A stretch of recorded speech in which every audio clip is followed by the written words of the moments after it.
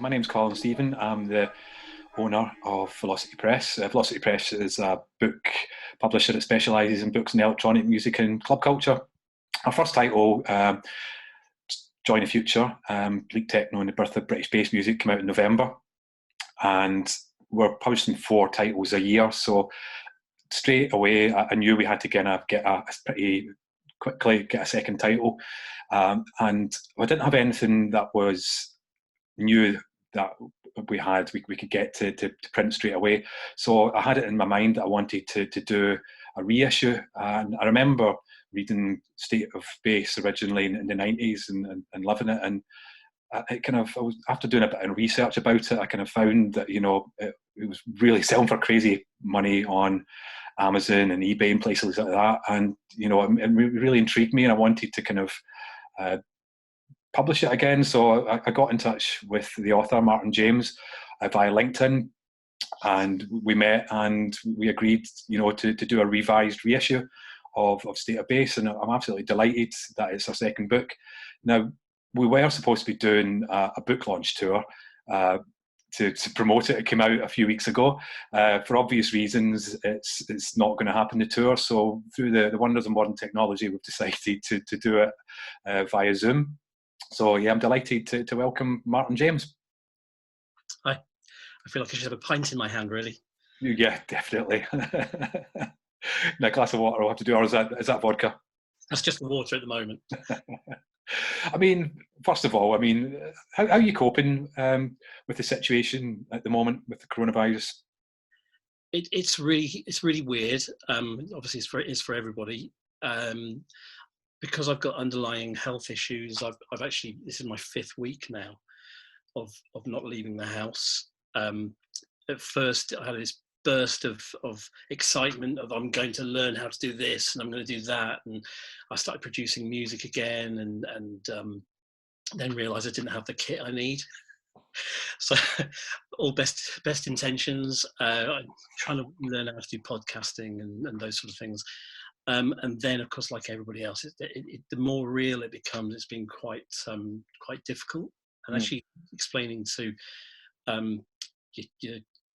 all my kids are 16, 20, and 22, and so it's completely disrupted their lives in a major way, in ways that I could never really understand. Because when I was 16, I was having an amazing life and not having to worry about stuff like this. So it's been a very strange time, but I've been writing a lot, so that's good. Silver linings and all that. Tell us more about what you actually do now before we kind of take it back.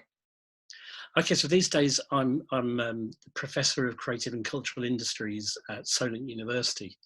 So it is actually the road into academia starts with State of Bass.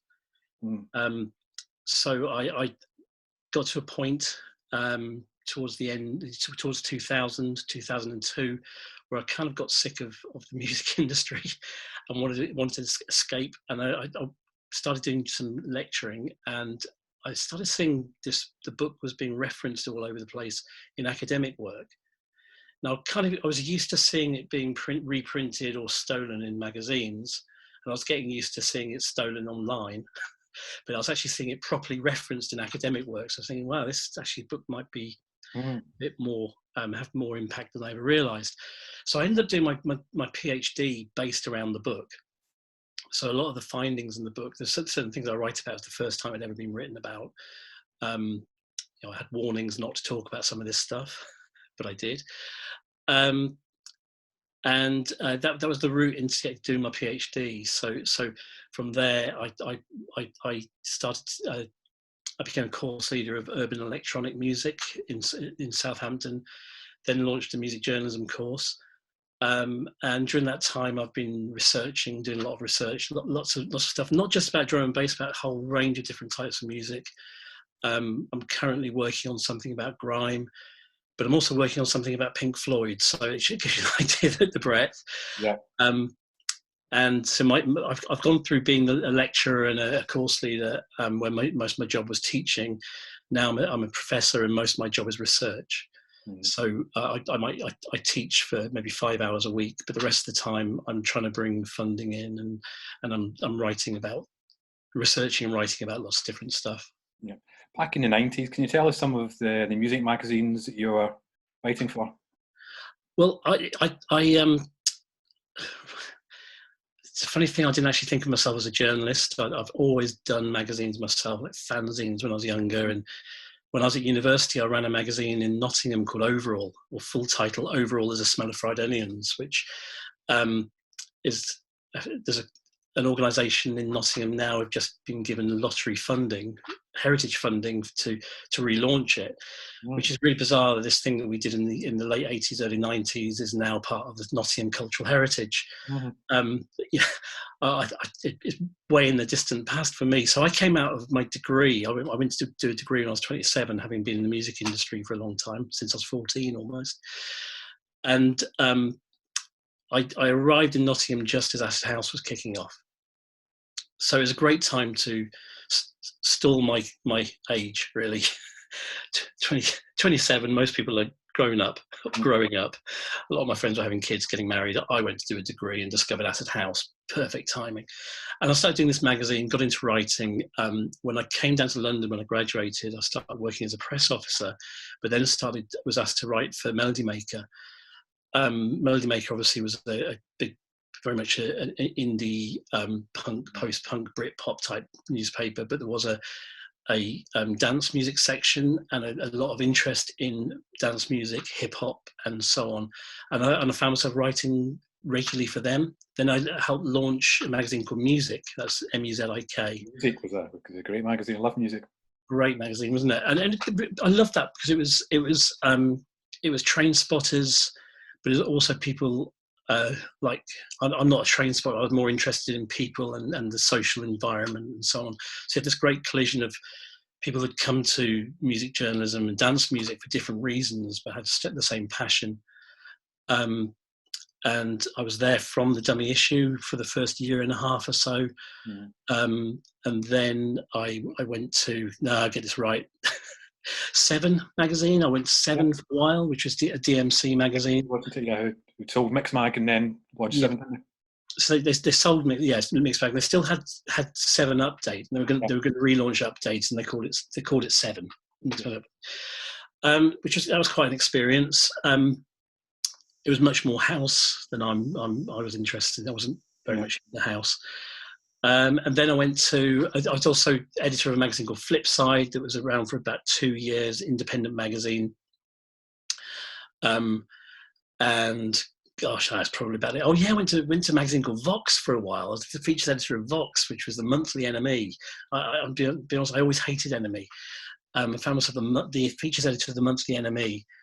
And you had this amazing team of left field writers, including like the editor was the guy who discovered Nirvana. Then you had this Angus Beattie who knew everything about hip hop. He sort of guy could just pick up the phone and call LL Cool J, you know. Victoria Seagal, who's all outfield, left field music, and this team was incredible. And I was very much on the left field dance stuff.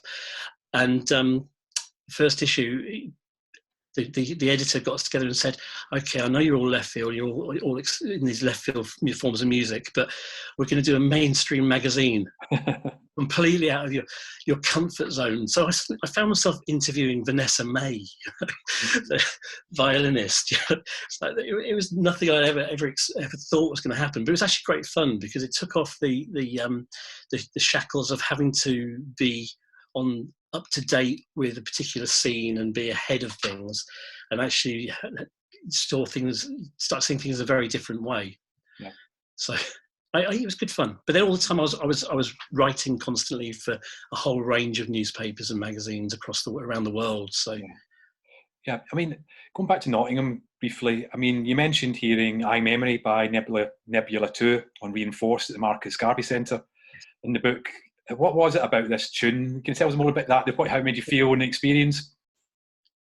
Look, it was a place called the Marcus Garvey Centre, which is a big old hall. It was a bingo hall basically, and they had a load of the dance hall events there. There was actually bullet holes in the ceiling from where the Yardies were shooting the ceiling, and so it was in that area of Nottingham where, you know, we were told not to go.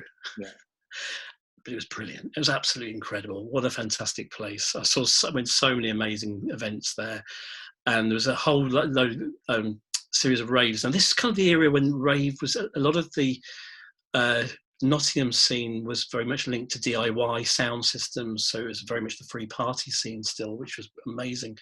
And the raves were being belittled as being kiddie raves at that point. But I went along to this Marcus Garvey Centre, and what I remember is being in the middle of the hall, thinking I might be getting a bit old for this room, but my head's bobbing, and then suddenly the hairs on the back of my neck come up, and I thought I recognised that feeling, and this tune came on, and it was just immense. I don't know what it was.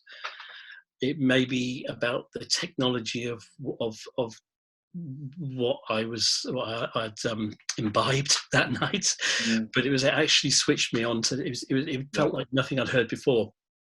One of my close friends, a guy called Mark Spivey, who was a record producer and a DJ, and he then started playing me loads of sort of breakbeat stuff, but you know, pushing it to +8 and sort of saying, look, this is what's going on, this is what's happening now, and it's kind of moving beyond the hardcore scene, and I kind of became really interested in that whole the emergence of dark, really.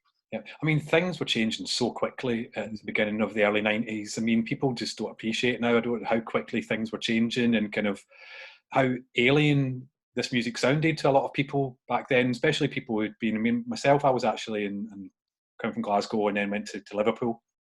So I was in Liverpool from 1990 to 93.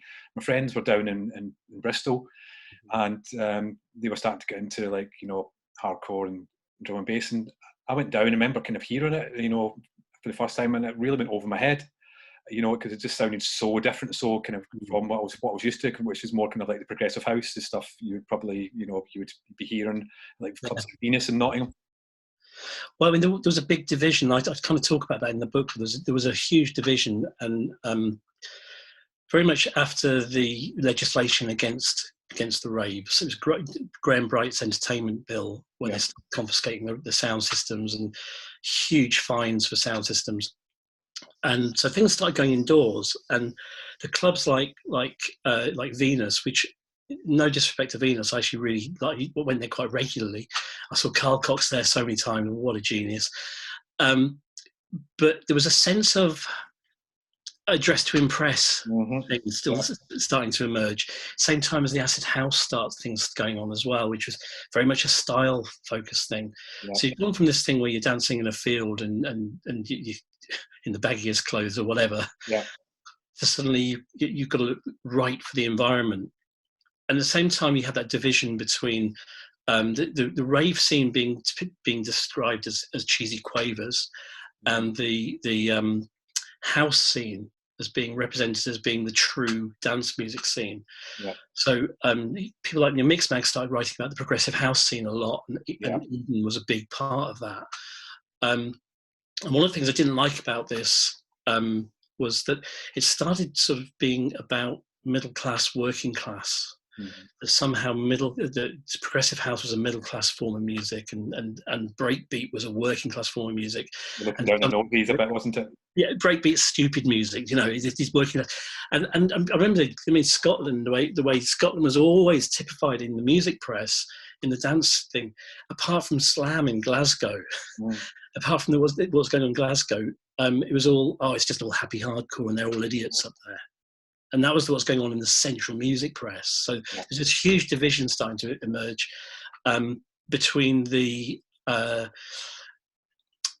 something was happening on the underground that the dance music press and the mainstream press didn't want to recognise. Versus the house scene, which what they did want to see. And you also talk about the casual racism in the book as well, that was kind of towards the jungle and drum and bass at that time, don't you?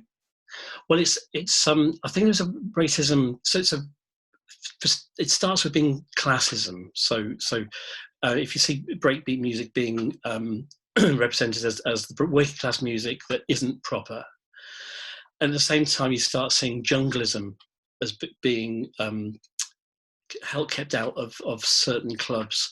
Mm-hmm. So you wouldn't have jungle club nights in some of the house clubs around the country, and you certainly in the West End, jungle was first it was a breakbeat ban, then it was a junglism ban. So there's never a point we won't play jungle. But it was always institutional racism, and I think it was racism, institutional racism against black men rather than black women. I think as a country we have always been scared of black men, and become represented in the press, in the media, as a problem. We problematize. So jungle was immediately problematized. So I remember that point, and I'm jumping forward a little while here, but when I first started going to raves, to jungle events, and people would say to me, "Aren't you scared?" Because what? Because I'm a white guy going to a black event, and what do you think is going to happen to me? But they say it reminded me of again back in Nottingham, Public Enemy at Rock City, where there was maybe 20 white people in the whole audience. And people who loved Public Enemy stayed away because they were scared because they were white. That's institutional racism.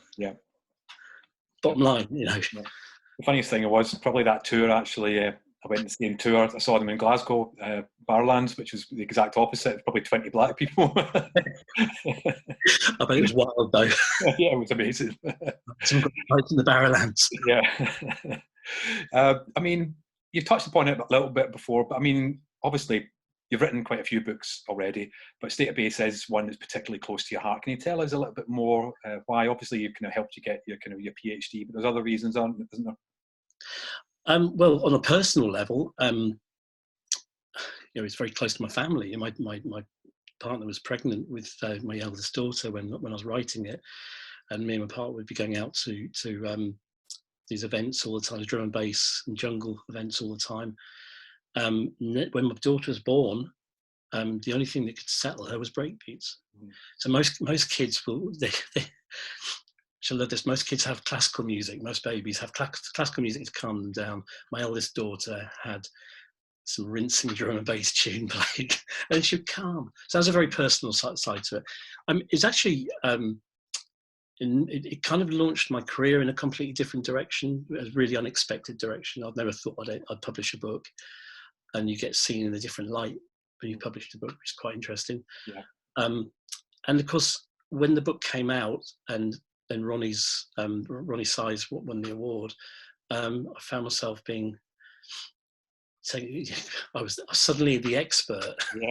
Which felt a bit strange because there are people like yourself who I saw as the real experts, and Brian and so on, and I thought, well, okay, so I'm being dragged in, and I said this in the knowledge book, the look on people's faces when they realise that I'm a man in my 30s. I was a white middle class man in my 30s, not the person they were hoping was going to come in and talk to them about this underground scene.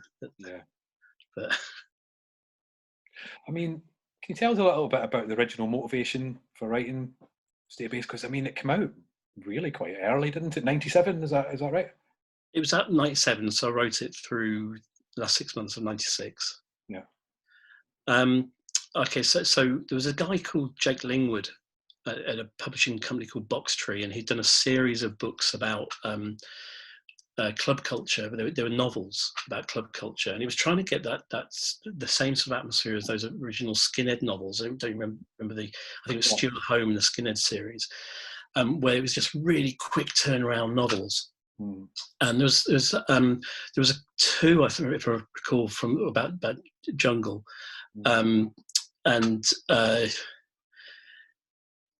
I interviewed him. It was just before one of them was coming out, so I had this pre copy of it. It's called Junglism, and obviously I loved the music. I'm sitting with this guy, sitting with a publisher who also loved the music, who actually was also a producer.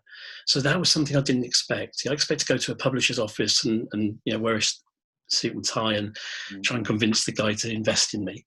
But we ended up going to the pub and talking rubbish about music for hours, and just comparing notes on our favourite tunes at the time. And by the end of the meeting, we had it was saying, when are you going to write this book?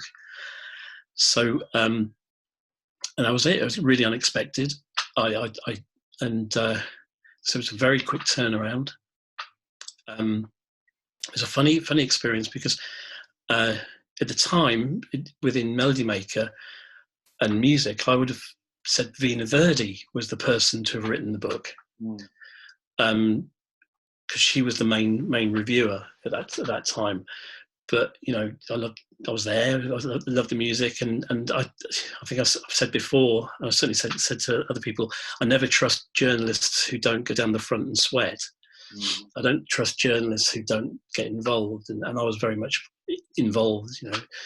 That made it quite difficult to write about, because writing about endless experiences of dancing is quite boring to read.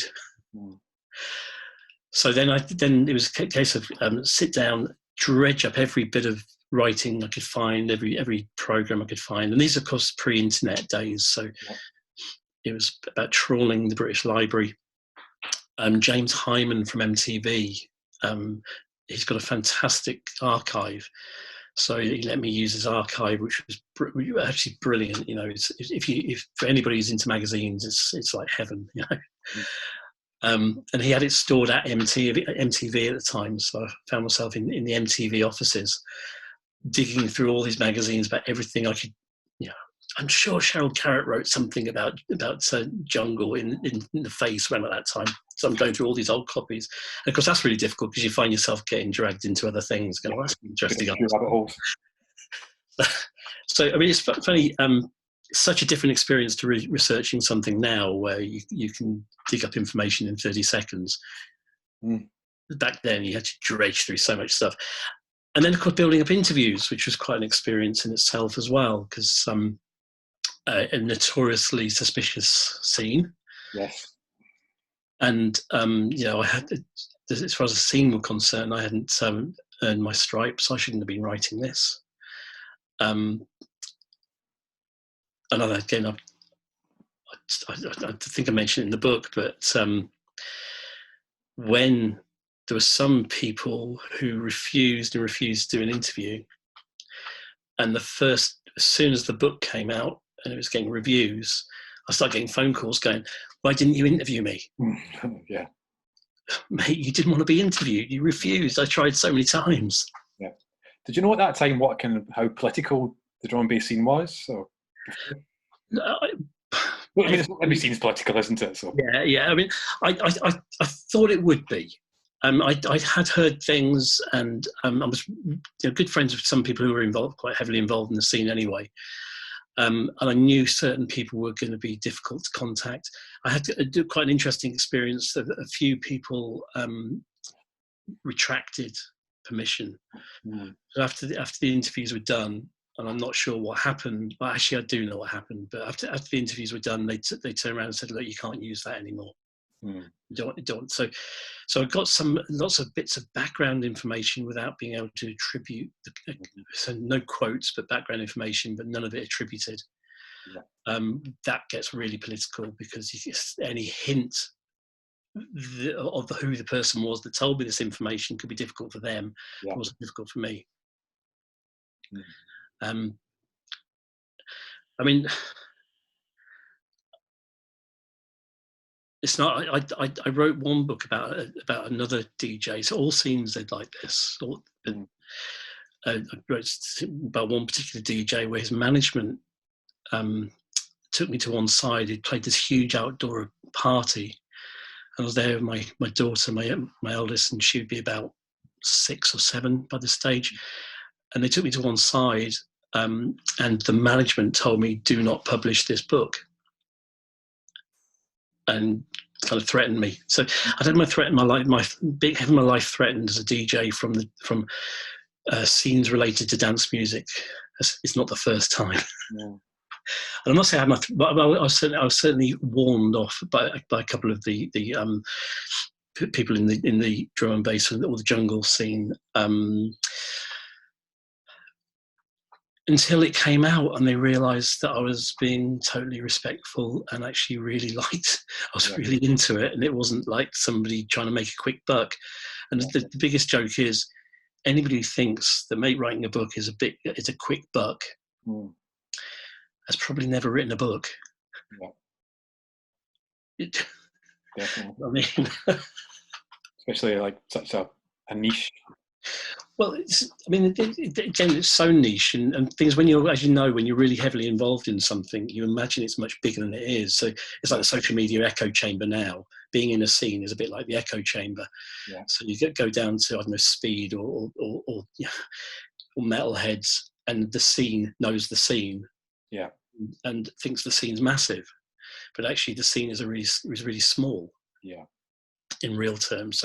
So people imagine the book flew out of the shops and sold hundreds of thousands. Well, yeah, in my dreams. Yeah. I wouldn't be a lecturer now if it had. Yeah. I mean, so it came out in 97, just before probably one of the biggest moments in drum and bass. Obviously, Ronnie Size represent winning American Music Prize with New Forms. So, I mean, that must have been quite frustrating and good in some ways to revisit now and reflect on that.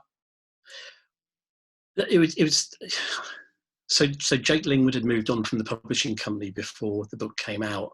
But I just remember emailing at the new place saying, I can't believe it. If we just hung on. But he wanted the book out quickly, so fair. The interesting thing for me, I mean, it's frustrating going into places who had no idea what this music was and having to explain on primetime television what the music was in snappy buzz bites. In 2 seconds, what is drum and bass? Oh, right, okay, so start with sound system culture, and then we'll bring that together with Belgian, and you can see them losing it. So yeah. Yeah, it was really frustrating. Because it just seems like that was the logical point to have finished the book, because that's the point. It's mainstream. It's recognised by everybody. People, even if they didn't really understand the music, they knew what jungle was. They knew what drum and bass was. They knew it was such a thing. It was that for me. It was that punk. The moment when the band started swearing at the TV presenter. Bill Grundy, yes, of course, yeah. And that was the moment that punk went from being this underground thing to being everybody knows what it is. And the same thing happened with jungle drum and bass. The Evening Standard interviewed me. You know it's gone mainstream. The Evening Standard want to interview you. Yeah. So, I mean, it didn't stay mainstream for very long. They soon lost interest and it went back underground again. This is a kind of a new addition to the book, isn't it? Yeah, well, I think as a form of music, it couldn't go mainstream and stay mainstream because its actual makeup as a form of music is about always progressing, always moving forward, and always pushing at the boundaries. So it didn't work. Mainstream wants to recreate the same thing over and over again, and it didn't sell. The reality was that record labels jumped in and signed all these artists, and they didn't sell, not in the kind of figures that people wanted. The impact was phenomenal. Post the drum and bass moment, post the Mercury moment, but in terms of actual sales, it was hardly the Spice Girls or the Prodigy. It wasn't doing those sort of numbers. Yeah, I mean, how did it feel? Well, let's just talk briefly. I mean, so 1,000 copies are printed in 97. By 98, sold out. Hasn't been reprinted since. I know you've toyed with the idea of updating it yourself before I met you, hadn't you? At first I had this idea of trying to do a full update. I was going to call it Breakbeat Era. Yeah. And then I realised, God, one, I've been out of music for a while, or certainly out of the scene. I've not been going to any raves for a while. I don't know what's happened. And so much, so I started looking at it going, well, so much has happened. This is going to be months and months, and probably a couple of years really to actually research it and write it. And the reality is I didn't have the time. unless a publisher was going to come along and say, okay, here's a couple £100,000, give up your day job, yeah, and create this smash book. Well, not even Simon Reynolds gets that kind of money. yeah. And he does this full time, So I tried to do it. I shopped it around to publishers at first, and then I started looking into doing it as a self-publishing. And at that time, it was really expensive to self-publish still. So I went through all the stages of all the different processes you have to go through to set up a company, and then realised, look, this is just not going to work. I'll end up spending thousands and thousands of pounds, and I think the books themselves were all the amount of, I was talking about getting printed, like a couple of thousand. The books were still costing £10 each. Wow. And if you sell them for £12, it means there's no markup in the shops. Yeah. So it was just, I couldn't do it. Yeah. So I kind of, knocked it on the head, and it just sat there. I'd got the rights to the book back because after Box Tree got bought out by Macmillan, and Macmillan Publishing didn't know what to do with it. And I'm thinking, what on earth is this book? 1,000 copies sold, very, very happy. They licensed it to Japan, so they were happy about that. And that was it, gone.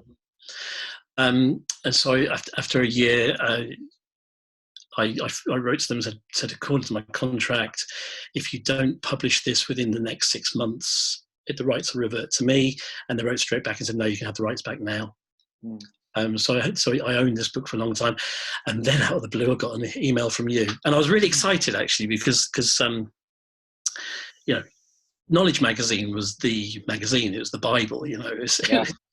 and so for me, it was like, there's always a nagging doubt at the back of my head of but what did people who are into this thing actually think about the book? I know lots of academics liked it, and I know a lot of my friends liked it. Yeah. And I've been stopped by strangers have stopped me, come up to me and asked me about the book. But the drum and bass scene, they're a bit calmer. They don't necessarily jump out and say, "Loved your book, mate, fantastic." Yeah. What am I in it? Yeah.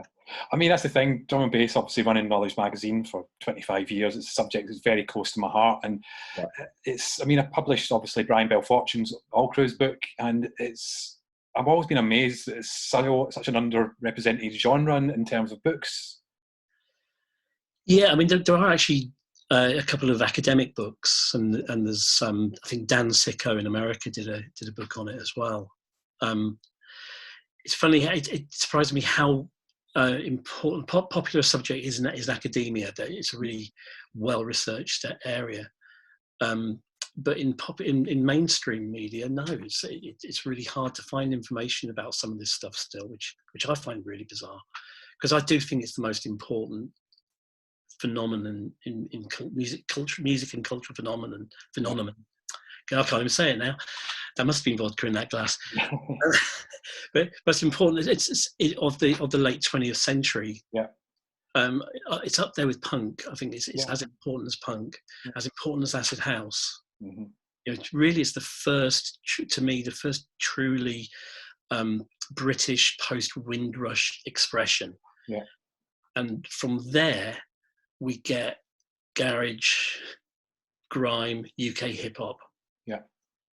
The roots of it are in the jungle moment, the drum and bass moment. Well, I was speaking to Matt Annis today, obviously the author of our other book, Join the Future, and he probably would argue with that. What role do you think Bleep played in the origins of the jungle? Well, Bleep. I actually do mention Unique 3 in the book, and the Bleep moment against another part of the UK dance music scene that's been really underrepresented. It's a really important moment because it's that point for me where people are trying to make techno records badly.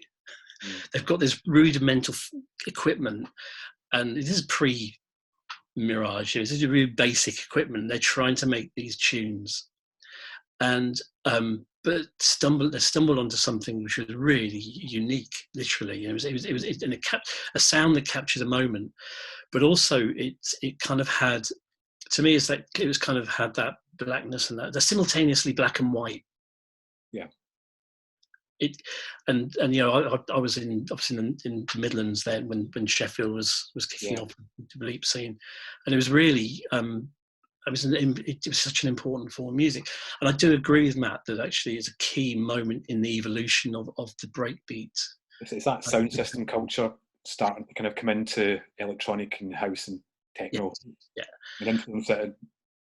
I mean, I do get I'm worried when people start talking about sound system culture as being something that was imported from Jamaica and that it was only experienced in certain places like Bristol, London, and certain key places in Britain, because actually sound system culture permeated in all these small villages and these strange places all over the country, and it wasn't.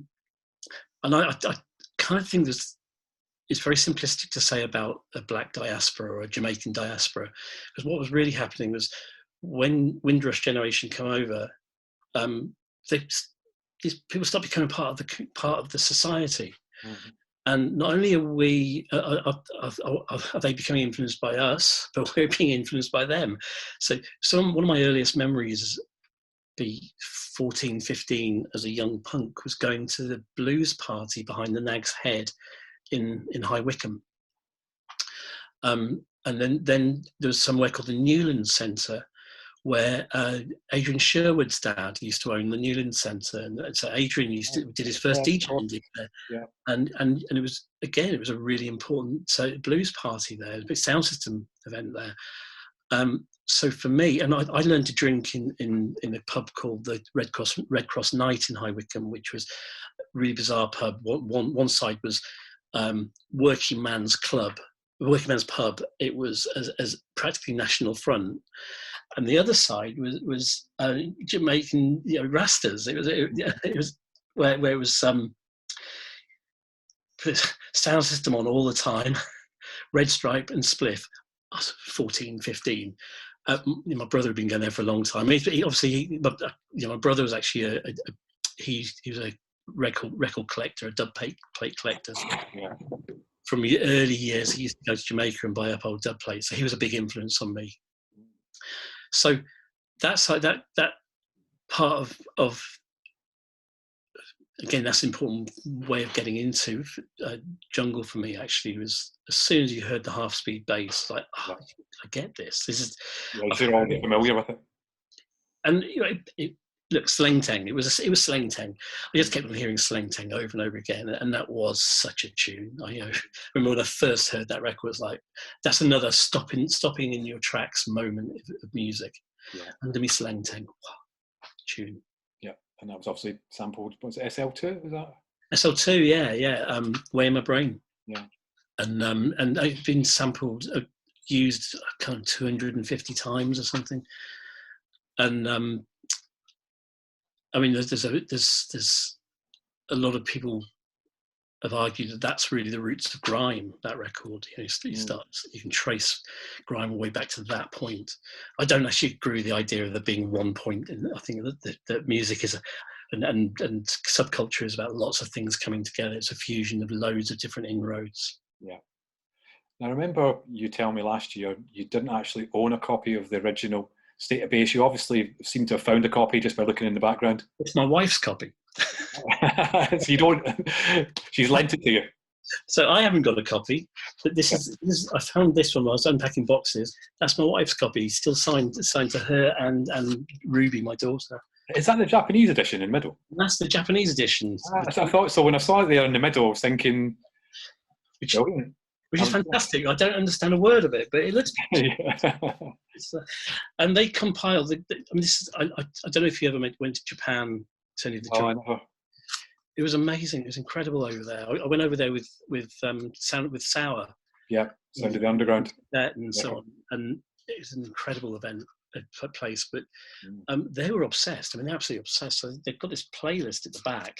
Yeah, they tracked down all these covers of these tunes that I didn't even know had covers when they first came out. But, I mean, it's just a really amazing thing. That that was the good thing about that publishing company. The only good thing.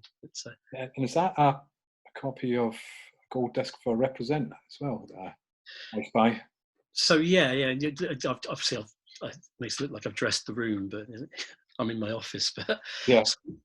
when I wrote a review of new forms for Melody Maker. So Melody Maker, okay, we'd done a lot of stuff on drum and bass, and Goldie had been on the cover, like it'd been on everybody's cover. And I wrote a review of new forms and said, among other things, I actually refer to it in the book, that it was this generation's Sgt. Pepper. That I actually truly believe it was that important as a record, in terms of its production, the way it was constructed, and its cultural value.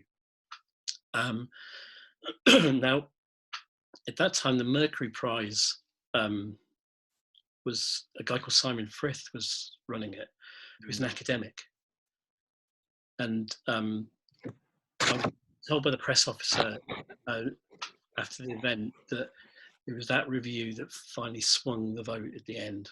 When they were getting some stiff competition that year as well, wasn't it? It was, yeah. Now, a press officer said it to me, so I'm not going to 100%, I've never spoken to Ronnie about it, and I've never spoken to Simon Frith about it. But what I do know is a couple of days later, I got this disc through the post, which is kind of one of those moments that you think, oh, I've got something to put on the toilet wall now. Yeah, definitely. Yeah. So they're great to get those, and it's funny because for me it's really, really bizarre because I've done for other artists I've done loads of work for and barely got a thanks on the record. I reviewed this album and get a platinum disc. It's such an iconic album, so yeah, definitely, great. So I mean, I think that's enough from me. I mean, why should people buy the book? I think if you were there and loved it, you'll get a lot out of it. I think there's a few things in there that might surprise people. Some of the political stuff in there might surprise people. It might stir up some great old memories. If it's funny that the scene's completely changed now. There's a lot of we're all older people now looking back. So I've tried not to be too nostalgic in the rewrite, but there's a lot of nostalgia in there. But also, if it's something if it's form music that you like but never really knew very much about, this gives you all the background to it. And really, it's a really important British institution, and it cannot disappear. It's such an important moment in history the fact it's happening, it's going on still now. My 20-year-old son is a drum and bass DJ. He didn't even realise that I wrote this book, and it's so important that this generation understand the roots, where it all came from. The origin story is really important. Makes it sound like an American movie series, doesn't it? The origin story is really important to this, and I really hope people pick it up for that. Yeah. So, is there anything else you'd like to add, or is that? Yeah, I've talked an awful lot. What I would say, my favourite record, and it really surprised me because I thought about this a lot when I was writing the book. And for all the amazing early tunes, still my favourite record that gets me every time is actually Adam F's Brand New Funk. Which it surprises me because I wasn't a huge fan of Adam F. But Brand New Funk, every single time, whenever I put it on, that's me dancing no matter where I am. Brilliant. Yeah. Remember that. Maybe we can, when we meet next time, when we do the proper launch in person, that can be your intro tune. Oh, yeah. With the hood up, ready for box. Exactly, like the boxing intro. Well, I hope we can do that. Actually, it'd be great to still do. Yeah, I mean, I was gutted that we didn't get to do this in person. With dates in Nottingham, Bristol, London, with 5 dates, like I said, lined up, and absolutely gutted that we had to cancel it. But this is the next best thing. Yeah, well, when this moment's over and we can go back out into the real world again, hopefully we can do that. Great. Well, thanks for your time, Martin. Thanks a lot. See you later. Okay, thanks.